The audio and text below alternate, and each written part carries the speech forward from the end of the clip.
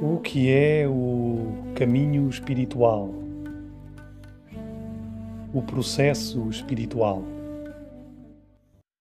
Tanta confusão e contradição tem gerado esta ideia tão simples e tão importante. A mais importante porque, na realidade, é igual à própria vida. É o que a vida é. O processo espiritual nada tem de ilusão, alucinação, fuga da realidade. É precisamente o oposto. O processo espiritual é o caminho de aprofundamento e intensificação da vida. É o caminho de mergulho, exploração, união e dissolução na essência da existência. Comecemos por olhar um pouco mais profundamente para os principais constituintes do nosso mundo. Os minerais são formas de existência cujas qualidades de peso, dureza, resistência, difícil mutabilidade, limites bem definidos, lhes permitem manifestar-se, funcionar no mundo de uma maneira que não vai além de reflexos básicos. Só grandes ou longas forças de pressão e temperatura levam os fenómenos do mundo mineral à mudança. Os minerais são os representantes materializados do mundo sólido, o elemento terra, a matéria. É isto que o mineral é, que é a sua expressão, a sua função, o seu papel no mundo. Como disse Rudolf Steiner, através do mundo mineral, a existência manifesta-se. É. No reino das plantas, essas qualidades começam a tornar-se mais flexíveis. E observa-se o início da oposição à gravidade, à maleabilidade e mutabilidade. As plantas comunicam e trocam com os outros fenómenos em redor de maneira mais rápida e de mais maneiras. Já se observam reações mais complexas. As plantas são as representantes materializadas do mundo líquido, o elemento água, a vitalidade. É isto que as plantas são, que é a sua expressão, a sua função, o seu papel no mundo. Nas palavras de Steiner, através do mundo das plantas a existência vive. No mundo animal, a relação com o mundo torna-se ainda mais rápida e transformativa. Os animais manifestam o par intimamente ligado de movimento superficial, a deslocação do corpo e a manipulação de objetos, e movimento profundo, as emoções, as sementes de um mundo profundo, subtil, psíquico. Os animais, cujo nome vem de ânima, significando animado, vívido, são os representantes materializados do mundo gasoso, o elemento ar, a emoção. É isto que os animais são, que é a sua expressão, a sua função, o seu papel no mundo. Como disse Steiner, através do mundo animal a existência experiencia. Com o reino humano surge uma capacidade que literalmente vira a percepção do mundo ao contrário sobre si mesmo. O intelecto. É uma palavra que vem do latim intus e legere, significando simultaneamente escolher de entre e recolher dentro. A inteligência é uma faculdade que funciona simultaneamente como um espelho e como um palco. O ser humano, através da inteligência, é como uma superfície que espelha o mundo superficial, sensorial, material, e através desta reflexão ilumina o mundo profundo, psíquico, subtil. E é também como um palco através do qual o mundo profundo, psíquico, subtil, se manifesta em mundo superficial, sensorial, material. Parece ser esta posição de intermediário que origina a experiência do eu, a vivência da oposição eu versus mundo. Experiência de que a existência não está só ali, fora, nas coisas do mundo, mas também aqui, dentro de mim. De certa forma, é o intelecto que proporciona a vivência humana da separação de um universo que, se contemplado profundamente, é indubitavelmente interdependente e contínuo. E é o intelecto que nos permite desvendar os verdadeiros nomes das coisas. Finalmente, através da humanidade, a existência compreende-se a si mesma. Mas também é o intelecto que proporciona à humanidade a experiência quase cinematográfica de sonho mágico, de regresso voluntário, agora profunda e intensamente consciente, à união com a omnipresença e omnipotência do universo. É a esta epopeia de reunião, é esta jornada que se chama caminho espiritual. A consciência, atenção com intenção e intenção com atenção, ao nível humano funciona por sintonização. Tal como rodar a frequência de uma antena de rádio ou mudar de canal num televisor, aquilo a que o indivíduo dá atenção ganha uma presença cada vez mais definida, cada vez mais forte. Pormenores e essencialidades cada vez mais claros e profundos são progressivamente revelados. Como disse Elizabeth Haight,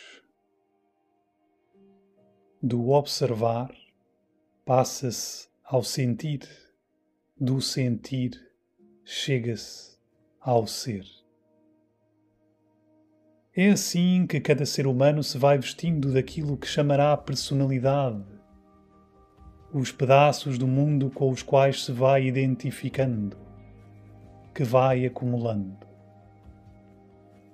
Inicialmente, esta identificação é maioritariamente inconsciente, à mercê das forças interiores instintivas e das circunstâncias exteriores para as quais se nasce e das quais se cresce. É uma identificação até certo grau necessária, fundamental.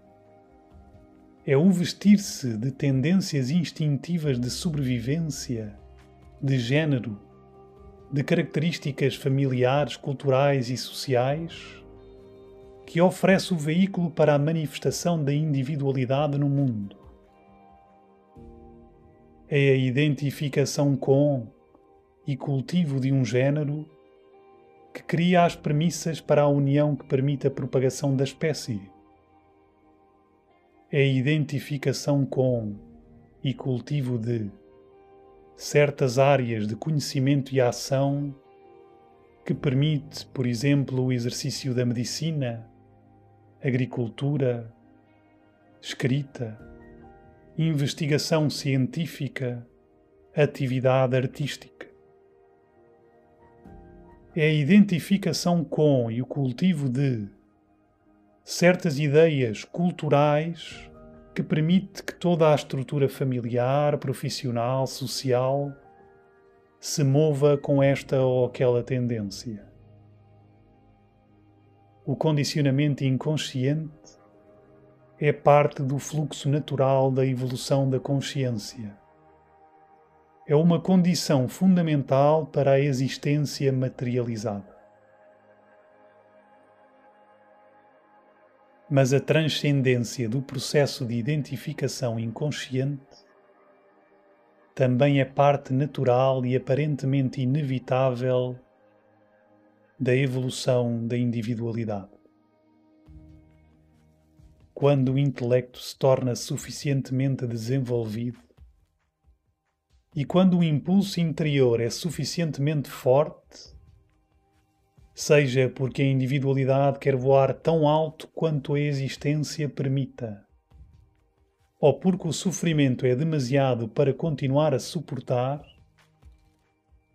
as questões mais importantes e essenciais que o ser humano se pode colocar começam a brotar.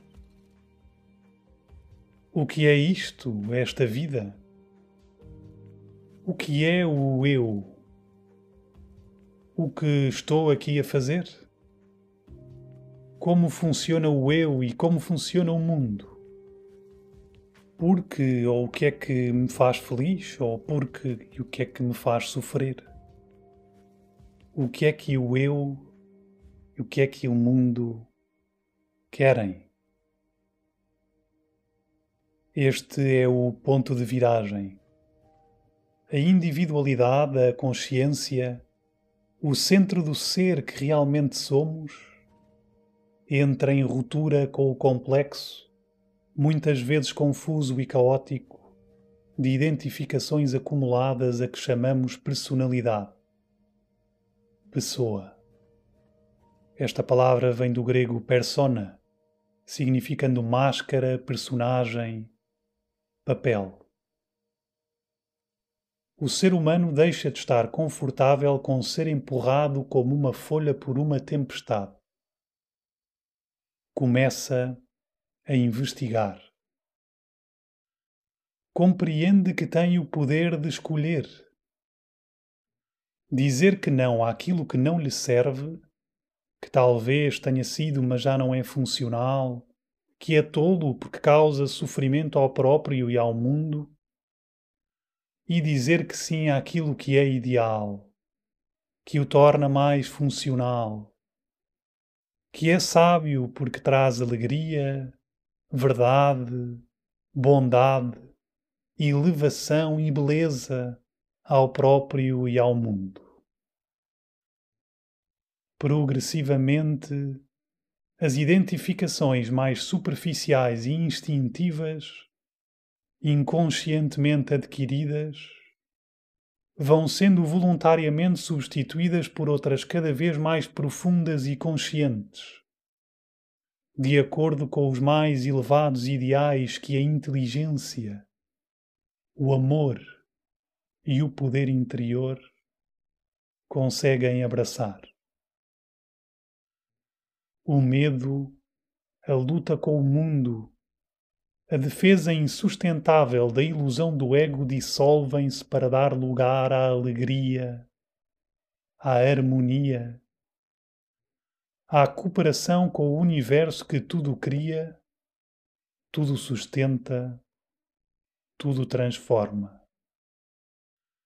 Até que um dia, dizem os sábios que guiam o mundo, até a mais bonita e subtil das identificações se dissolvem no oceano de calma, amor, alegria, intemporal, espacial, que é a totalidade do absoluto único ser, aquilo a que os sábios hindus chamaram Satchitananda, existência, consciência, alegria.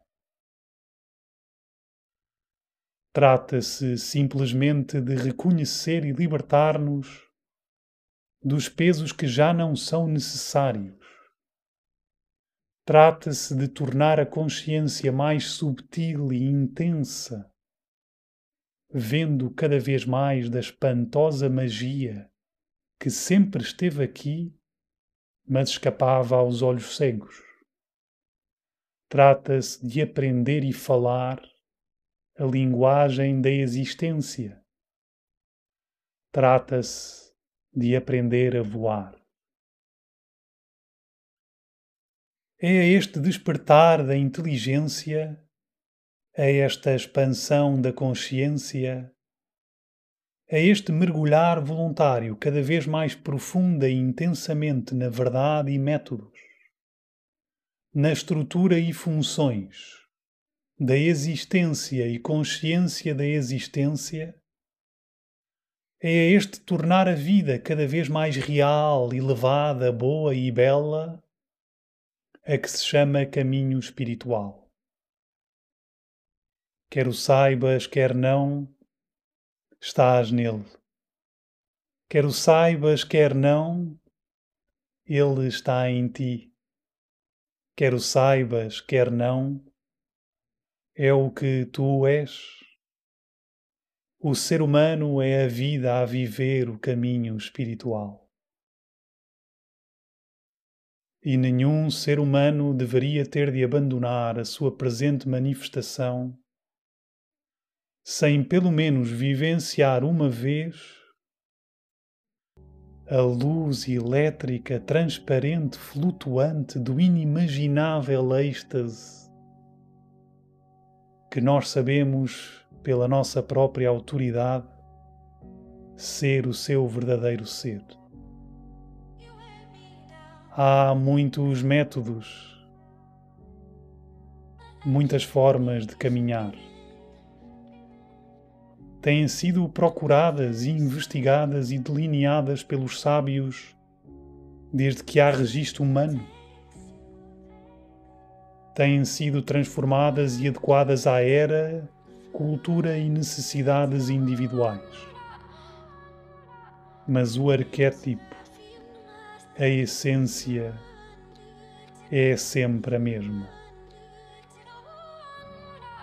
É a devoção, o amor, a veneração pela vida.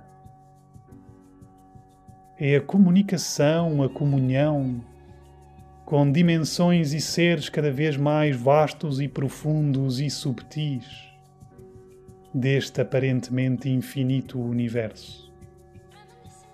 É o autoconhecimento, a procura pelo que eu sou. É a libertação conferida pela vida através da presença luminosa no coração espiritual.